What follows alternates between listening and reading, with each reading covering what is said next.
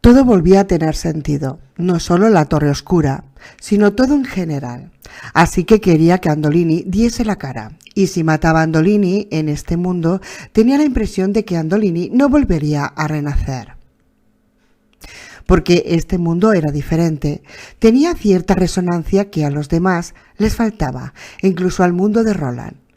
En ese mundo sentía hasta el último hueso y hasta el último nervio de su cuerpo. Roland levantó la vista y vio exactamente lo que esperaba ver: nubes en fila. En la parte de atrás de aquella mísera media hectárea, un camino cuyo comienzo estaba señalizado por un par de impresionantes rocas de granito se perdía en el bosque, y allí fue donde el pistolero divisó las sombras de unos dibujos en forma de espinas de pescado, que se superponían, aunque todas apuntaban en la misma dirección. Había que enfocar la vista para verlas, pero en cuanto se localizaban, resultaban inconfundibles, como en la versión de Nueva York en la que habían encontrado una bolsa vacía en el solar y Susana había visto los muertos errantes.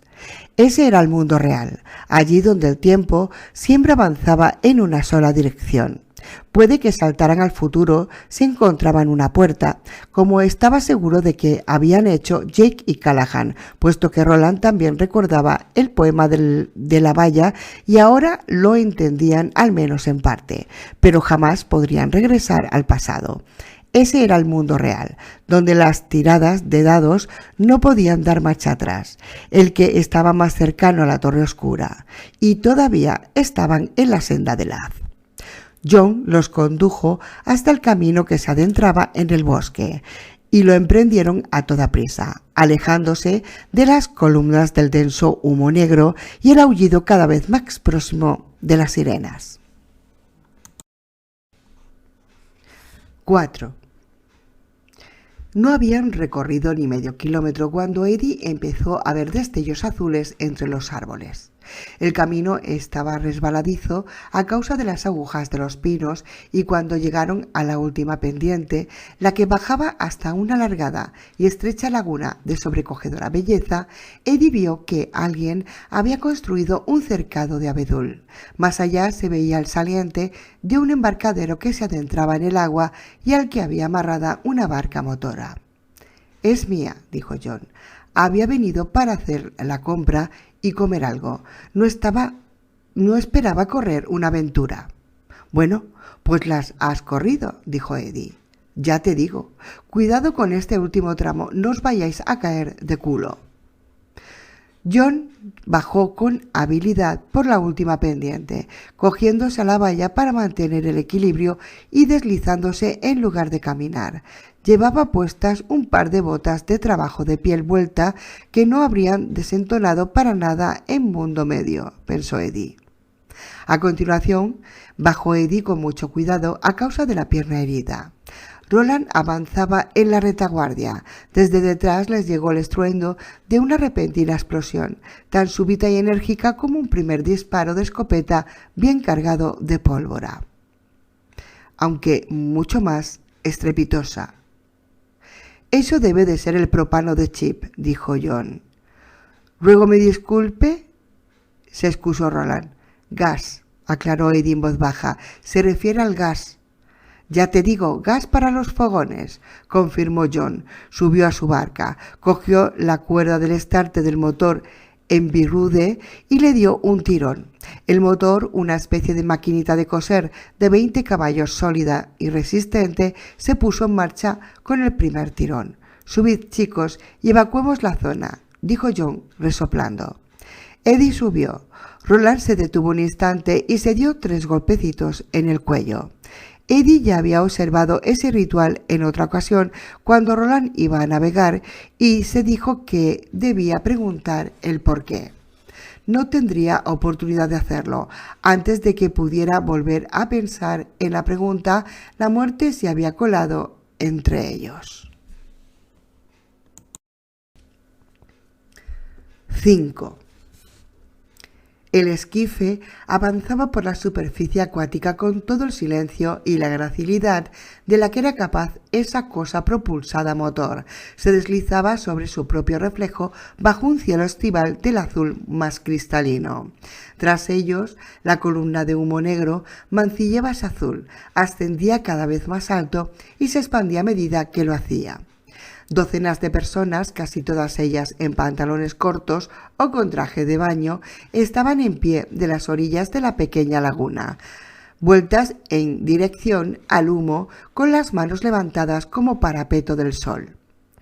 Fueron pocos, si es que alguno lo hizo, los que se dieron cuenta del pasar firme y totalmente discreto de la barca motora.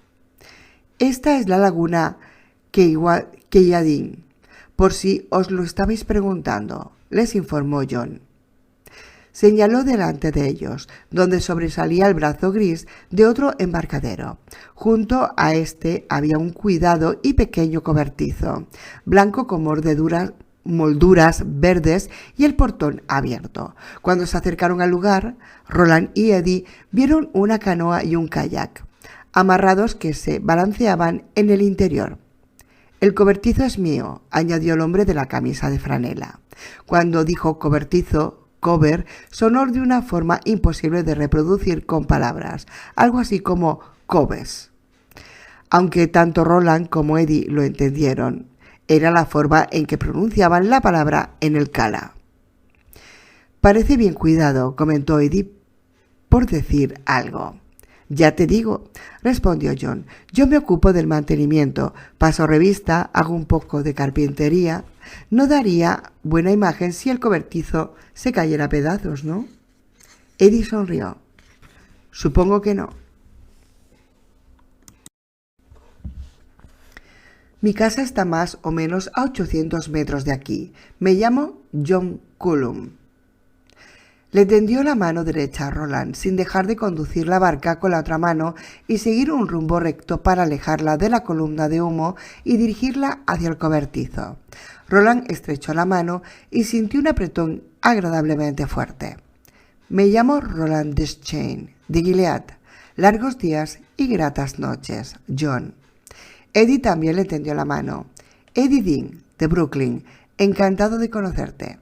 John le estrechó la mano con toda tranquilidad, aunque estudió de cerca a Eddie con la mirada. Cuando separaron las manos, John dijo: «Jovencito, acaba de ocurrir algo, ¿verdad?» «No lo sé», respondió Eddie, pero no fue del todo sincero. «Hace mucho que no vas a Brooklyn, ¿verdad, hijo?»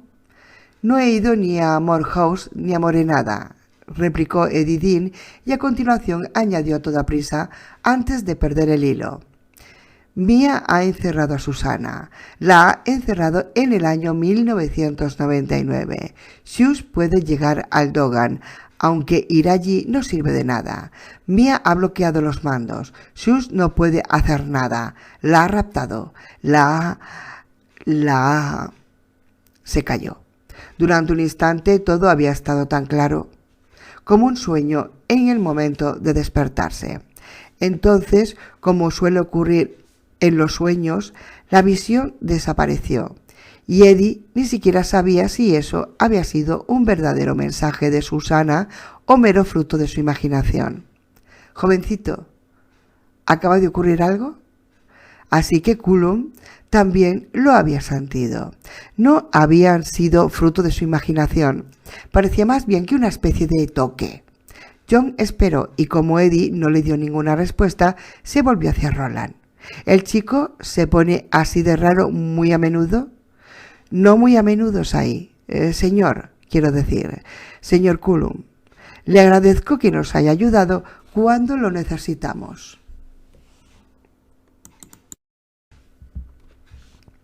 «Muchas, pero que muchas gracias. Sería una monstruosidad impúdica por nuestra parte pedirle más, pero van a hacerlo. Está bien, mensaje captado». John hizo una leve rectificación del rumbo para dirigirse hacia el pequeño cobertizo con la entrada cuadriculada abierta. Roland calculó que llegarían en 5 minutos. Eso le iba bien. No tenía nada en contra de viajar en esa diminuta barca motora, aunque avanzada con bastante lentitud por el agua debido al peso de los 3 hombres adultos que transportaba. Pero la laguna Keyadin estaba demasiado expuesta al peligro para su gusto. Si Jack Andolini o su sucesor, en caso de que Jack debiera ser sustituido, preguntaba lo suficiente a los que estaban mirando boquiabiertos en la orilla, acabarían por descubrir que algunos recordaban el pequeño esquife con los 3 hombres en su interior y el cobertizo de las molduras verdes, la caseta de los botes de John Cullum, si a bien tiene. Declararían esos testigos. Lo mejor sería que estuvieran bien adentrados en el haz antes de que eso ocurriera, y John Cullum a resguardo en algún sitio seguro. Roland pensó que en ese caso una distancia segura sería 3 miradas al horizonte a 100 ruedas. No le cabía ninguna duda de que Cullum, un completo desconocido, les había salvado la vida al parecer en el momento justo. Lo último que quería Roland es que por ello el hombre resultara muerto. Bueno, haré lo que pueda por ustedes, ya lo he decidido, pero debo preguntarles algo que ahora todavía tengo la oportunidad.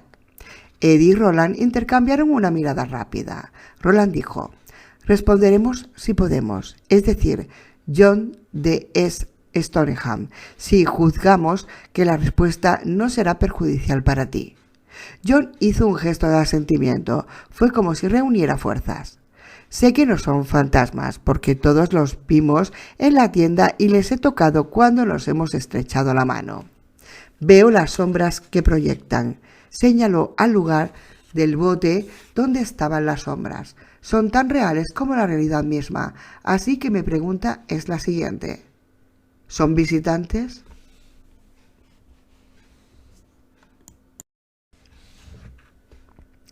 Visitantes, repitió Eddie. Mira a Roland, pero la cara de Roland estaba completamente inexpresiva. Eddie se volvió para mirar a John Cullum, quien se encontraba sentado en la popa de la barca para conducirlos hacia el cobertizo. Lo siento, pero no... Durante estos últimos años han venido muchos por aquí, comentó John. Waterford, Stoneham, Lowell, Sweden, incluso Brixton y Denmark. Ese último topónimo sonó Denmark. Vio que seguían confundidos. Los visitantes son personas que aparecen de golpe, explicó. Algunas veces van vestidos con ropas antiguas, como si vinieran desde hace tiempo. Supongo que dirían ustedes. Uno iba en pelota picada, paseándose por la mitad de la Ruta 5. El pequeño de los Armstrong lo vio. Fue en noviembre. Algunas veces hablan otras lenguas. Uno fue a la casa de Don Russell, allá en Waterford, y se sentó allí en la cocina. Donnie es un profesor de historia jubilado del Vanderbilt College y grabó al tipo. El tipo estuvo parloteando durante bastante rato, luego se metió en el lavadero. Donnie supuso que debía haberlo tomado por el baño y lo siguió para indicarle dónde estaba de verdad, pero el tipo ya había desaparecido. No había ninguna puerta por la que pudiera haber salido, pero había desaparecido. Donnie le puso la cinta a casi todos los del departamento de leguas de Bandy, y ninguno de ellos supo reconocer el idioma que hablaba. Uno de ellos dijo que podía tratarse de una lengua inventada, como el esperanto. ¿Os suena eso del esperanto, muchachos? Roland escuchó y sacudió la cabeza.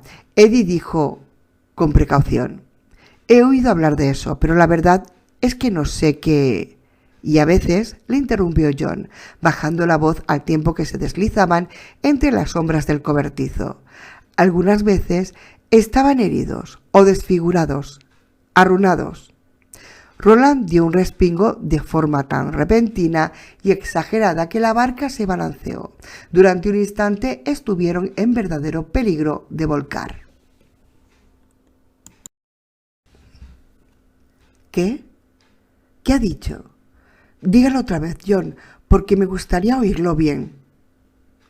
Por lo visto, John creyó que era un problema de simple incomprensión lingüística, porque al repetir la palabra hizo todo lo posible por pronunciarla bien. Arruinados, como si los tipos salieran de una guerra nuclear o de una zona con lluvia radiactiva o algo así. Mutantes lentos, dijo Roland. Creo que se refiere a los mutantes lentos, aquí, en este pueblo. Eddie asintió con la cabeza, al tiempo que pensaba en los grises y en los pubis de Lud. También pensó en una deforme colmena y los monstruosos insectos que habían reptado sobre ella. John apagó el motorcillo Evinrude, aunque durante un instante los tres se quedaron sentados donde estaban, escuchando el eco producido por el golpeteo del agua contra los laterales del aluminio de la barca. Mutantes lentos, dijo el viejo, y fue casi como si saborease las palabras. Y que lo digas, supongo que podría llamárseles así. También han aparecido animales y especies de pájaros que nadie ha visto jamás por estos lares, pero los visitantes son los que han preocupado, lo que han preocupado de verdad a la gente de por aquí, y de los que más se han hablado. Donny Rassert llamó a un conocido que tenía en la universidad, Duke, y ese tipo llamó a alguien del Departamento de Estudios Parapsicológico. Es increíble que tengan algo así en una universidad de verdad, pero al parecer así es. Y la mujer del Departamento de Parapsicología nos dijo cómo se llamaban esos tipos, visitantes. Y por eso cuando vuelven a desaparecer, que lo hacen siempre, salvo un tipo que apareció en el pueblo de East Conway, que murió, los llamaban retirados.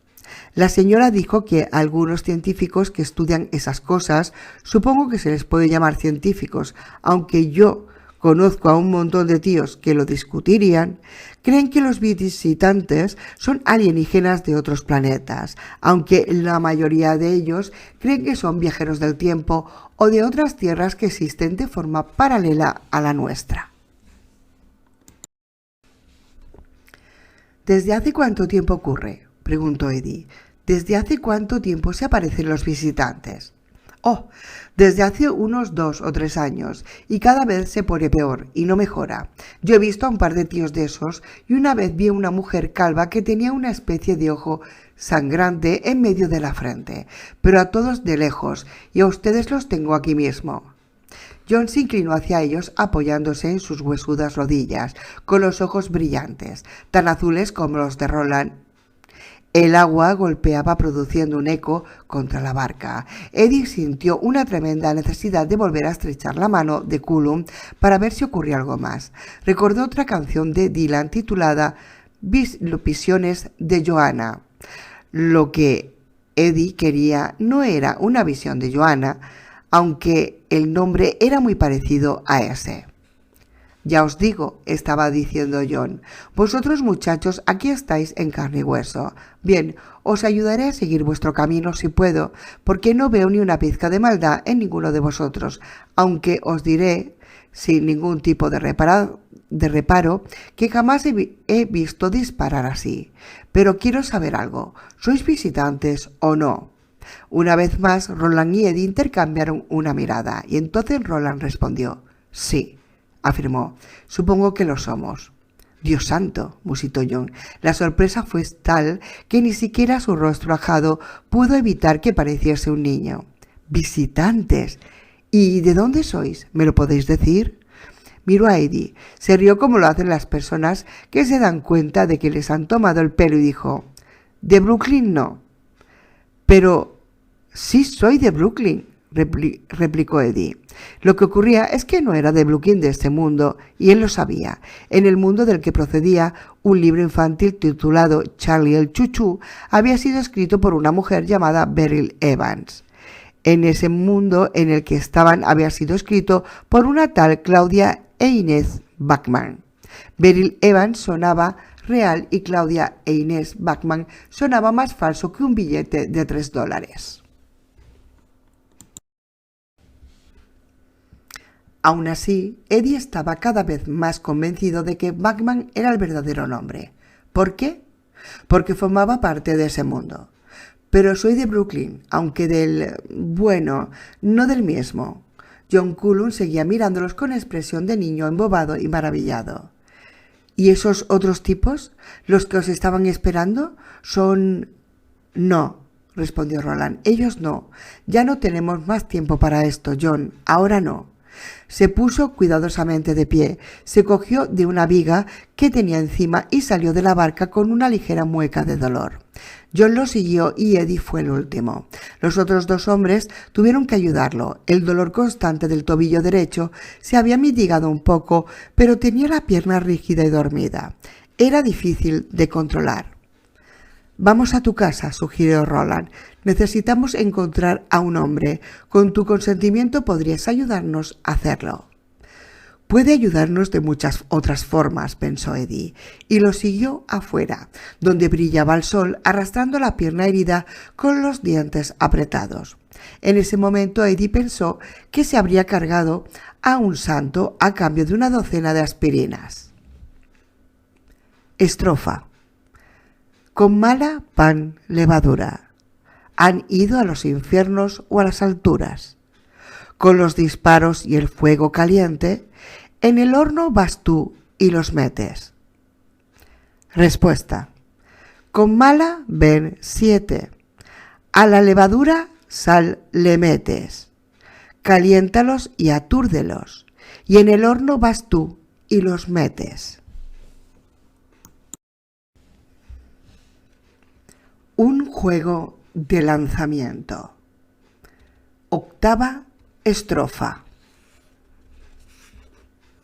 1. En el invierno de 1984-1985, cuando el consumo de heroína de Eddie bailaba peligrosamente entre la frontera de la tierra de las drogas recreativas y el reino de los hábitos malos de verdad, Henry Dean conoció a una chica y estuvo enamorado de ella por poco tiempo. Eddie pensaba que Sylvia Goldover era una guarra del tipo El Supremo, con sobacos malolientes y un aliento de cloaca que salía de un par de labios a lo Mick Jagger. Pero no dijo ni pío porque Henry creía que era hermosa, y Eddie no quería herir los sentimientos de su hermano. Ese invierno los jóvenes amantes pasaron mucho tiempo juntos, o bien paseaban por la playa azotada por el viento de Coney Island, o iban al cine del Times Square, donde podían sentarse en la última fila y meterse mano hasta correrse en cuanto daban cuenta de las palomitas y la caja extra grande de cacahuetes bañados de chocolate. Eddie se tomaba con filosofía a la nueva persona de la vida de Henry. Si Henry podía pasar por alto ese horrible aliento y dejar que su lengua se enrollara con la de Sylvia Goldover, mejor para él. Eddie pasó gran parte de esos 3 meses, en su mayoría grises, solo y colgado en el apartamento de la familia Dean. Le daba igual. De hecho, le gustaba. Si Henry hubiera estado allí, habría insistido en encender la tele y se habría estado metiendo con Eddie sin parar por sus relatos en formato de audio. ¡Ay, qué mono! Eddie va a escuchar su historieta sobre elfos y orcos y los pequeñitos y monísimos enanitos. Siempre con esa manía de llamar a los orcos oscos y a los ents los tegoglíficos, árboles andantes. Henry pensaba que esas gilipolleces de ficción eran para maricas. Siempre igual este chico. Eddie había intentado algunas veces explicarle que lo que sí era ficticio de verdad eran las estupideces que daban por la tarde en la tele, pero Henry hacía oídos sordos. Henry conocía hasta el último detalle de los malvados gemelos de Hospital General y la igualmente malvada madrastra de The Guiding Light.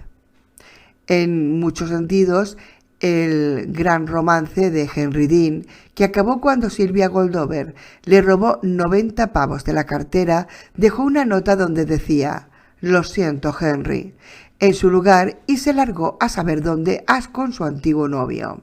Fue un periodo de descanso para Eddie. Se sentaba en el sofá del comedor, se ponía las cintas de John Gildeau, leyendo la trilogía del Señor de los Anillos de Tolkien. Se metía un pico en la cara interior del brazo derecho y se quedaba dormido para sumergirse en los bosques de Mirkwood o adentrarse en las minas de Moria con Frodo y Sam.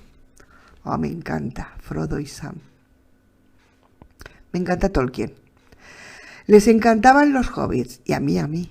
Creía que podría haber pasado tranquilamente lo que le quedaba de vida en Hobbiton, donde la peor droga que había era el tabaco y los hermanos mayores no se pasaban el día entero metiéndose con los pequeños, y la diminuta casita del bosque de John Cullum lo transportó hasta aquellos días y esa historia de tono misterioso y fuerza sorprendente, porque la casa rezumaba cierto aspecto a guarida de hobby. Los muebles del comedor eran pequeños, pero perfectamente. Un sofá y dos sillas supermullidas, con esos tapetitos blancos en los brazos y la parte en la que descansa la nuca. La fotografía, en blanco y negro y con un marco dorado que había en la pared, debía de ser de los padres de Cullum, y la que estaba junto enfrente tenía que ser la de sus abuelos. Había un diploma de agradecimiento del departamento de bomberos voluntario en Stoneham. Había un periquito en una jaula que gorgojeaba amigablemente y una gata junto al hogar. La menina levantó la cabeza cuando entraron. Se quedó mirando con sus ojos verdes a los desconocidos durante un instante. Luego volvió a quedarse dormida, junto a lo que debía de ser la butaca de Cullum. Había un cenicero de pie y en este había dos pipas, una de mazorca de maíz seca y la otra de madera de brezo.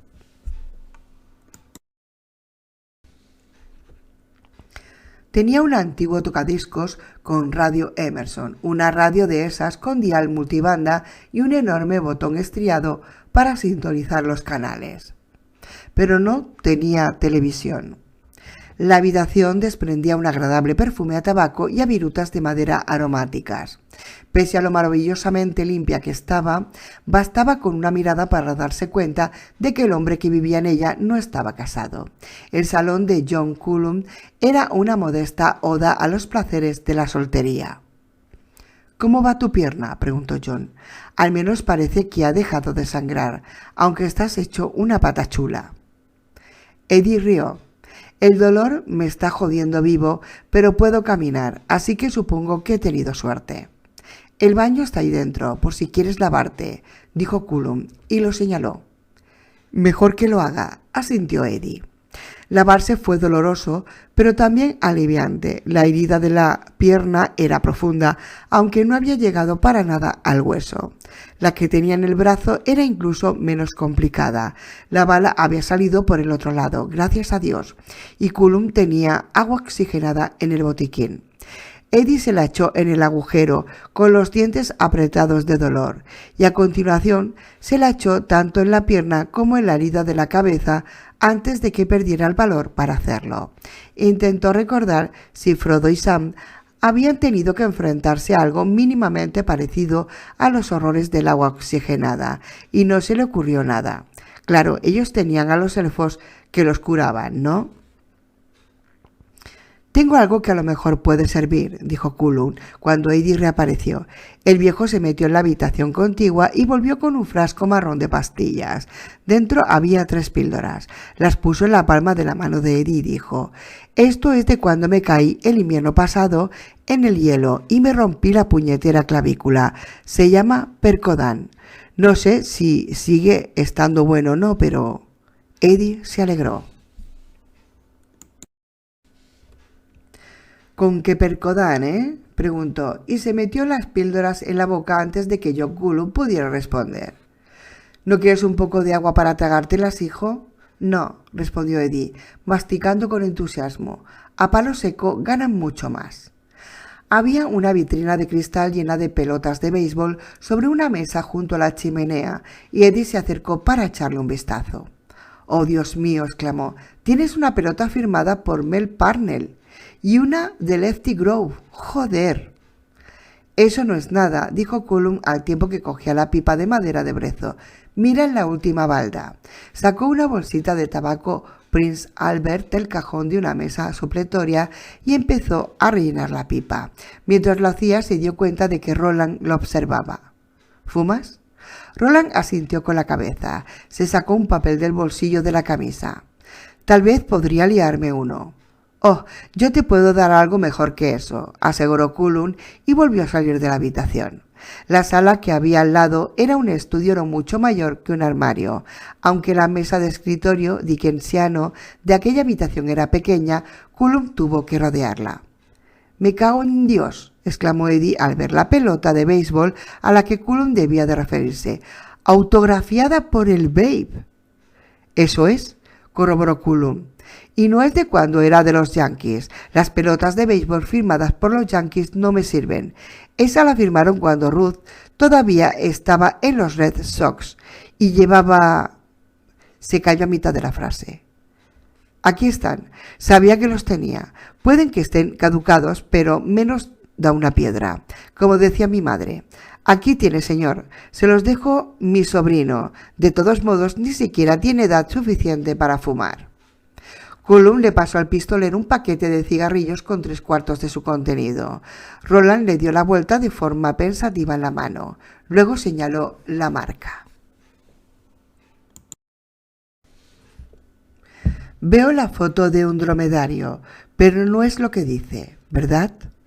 Cullum sonrió a Roland con una cautelosa sonrisa. «No», contestó, «es la palabra camel. Significa más o menos lo mismo». «Ah», exclamó Roland e intentó poner cara de haberlo entendido. Sacó uno de los cigarrillos, estudió el filtro y se puso al extremo donde se veía el tabaco en los labios. «No, dale la vuelta», le aconsejó Cullum. «¿Decís verdad?» «Pues claro». «Jesús, Roland, tiene una Bobby Doerr, 2 de Ted Williams, una de Johnny Pesky, una de Frank Malson». «Esos nombres no te dicen nada, ¿verdad?», le preguntó John Cullum a Roland. «No», repitió Roland. «Mi amigo, gracias», aceptó la lumbre de la cerilla que Cy Cullum le ofrecía. «Mi amigo lleva tiempo sin visitar este lado. Creo que lo echa de menos». «Dios bendito», exclamó Cullum. «Visitantes en mi casa, me cuesta creerlo». «¿Dónde está la de Dewey Evans?», preguntó Eddie. «¿No tienes una pelota firmada de Dewey Evans?» «¿Perdón?», preguntó Cullum. «Sonó algo así como ¿perdón?». «A lo mejor todavía no lo llaman así», dijo Eddie casi para sí. «¿Dwight Evans, el jugador de campo derecho?» «Oh», Cullum hizo un gesto de asentimiento. «Bueno, en esa vitrina solo tengo a los mejores, ¿sabes?» «Dewey es de los mejores, créeme», aseguró Eddie. «Puede que todavía no merezca estar en el Salón de la Fama de John Cullum, pero espera un par de años. Espera a 1986.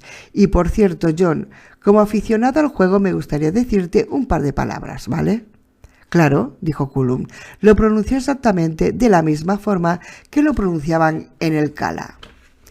Mientras tanto, Roland le había dado una calada a su cigarrillo, echó el humo y miró el pitillo con el ceño fruncido.